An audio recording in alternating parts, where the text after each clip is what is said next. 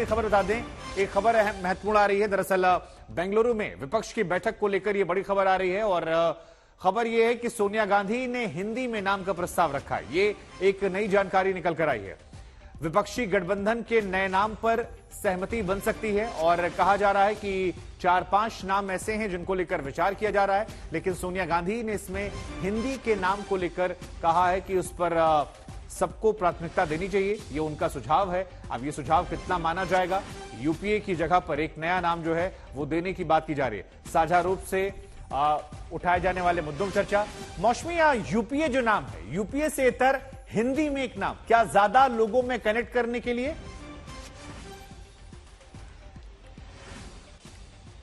और अगर ऐसा शायद कुछ तो फिर अलग भी क्या एमके स्टालिन को स्वीकार होगा? एक सवाल मौसमी ये भी मेरा है, क्योंकि एमके स्टालिन भी वहां पर मौजूद है और हमने देखा है वहां हिंदी को लेकर बड़ा विवाद रहता है। तो हिंदी का नाम क्या स्वीकारता भी हो जाएगी? ये भी सवाल होगा उस बैठक में भी।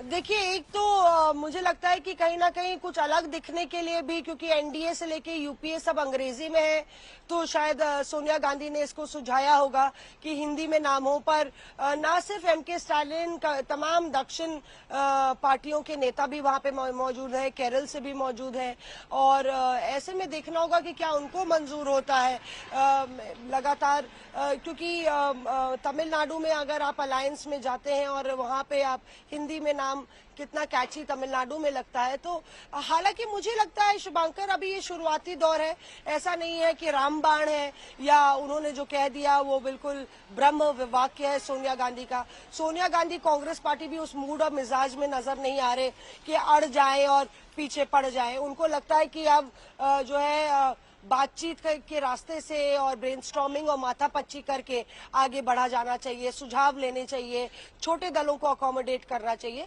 तो कई नामों पे चर्चा हो सकती है, हिंदी से लेके अंग्रेजी तक।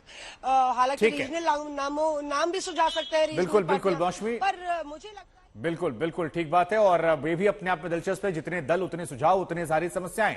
लेकिन फिलहाल प्रधानमंत्री नरेंद्र मोदी ने आज सुबह सुबह दिखा दिया कि विपक्षी दलों के लिए सबसे बड़ी चुनौती क्या है। वो चुनौती कोई और नहीं बल्कि वो खुद प्रधानमंत्री नरेंद्र मोदी हैं, जिनसे प्रचार युद्ध में विपक्ष को पार पाना होगा। लेकिन सवाल यह है कि प्रधानमंत्री नरेंद्र मोदी के खिलाफ विपक्ष का चेहरा कौन होगा?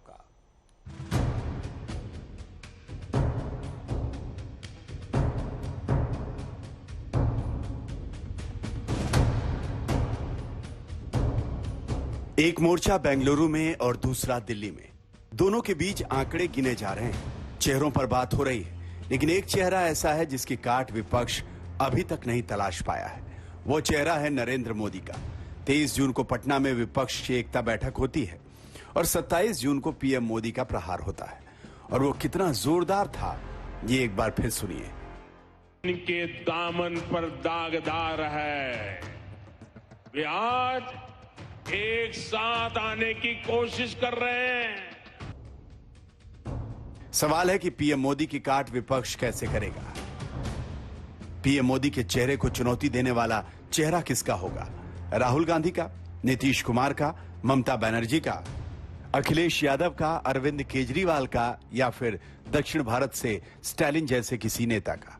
चेहरे तमाम है, लेकिन इनके बीच खींचतान और घमासान भी खूब है।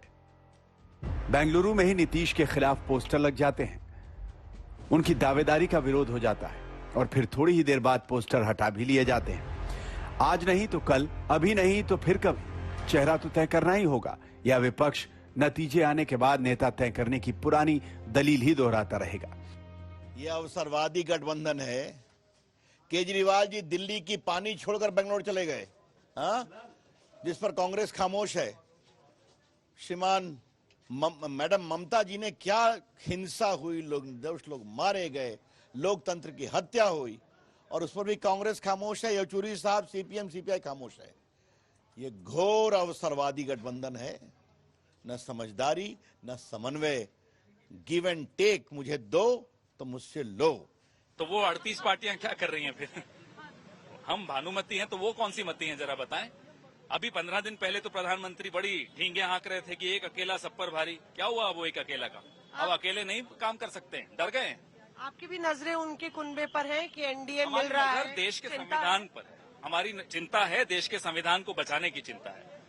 सत्ता की चिंता उन्हें है जो सिर्फ सत्ता के सहारे ईडी, सीबीआई और इनकम टैक्स के सहारे जी रहे हैं। उनको चिंता है, उनका डरने का समय आ गया। 2024 से पहले एक और इम्तिहान से दोनों खेमों को गुजरना है।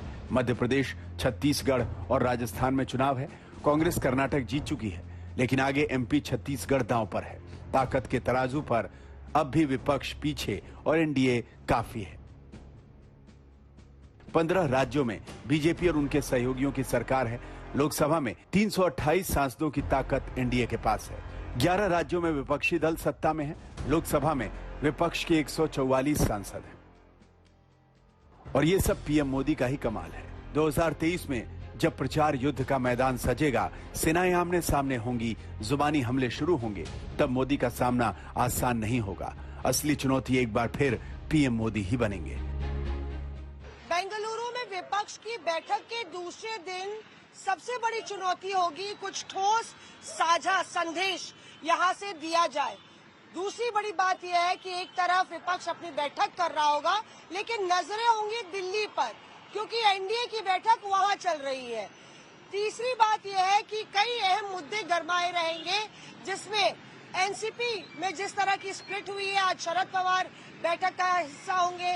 जिस तरह से लगातार विपक्षी दलों को तोड़ा जा रहा है, उसको लेकर चर्चा होगी।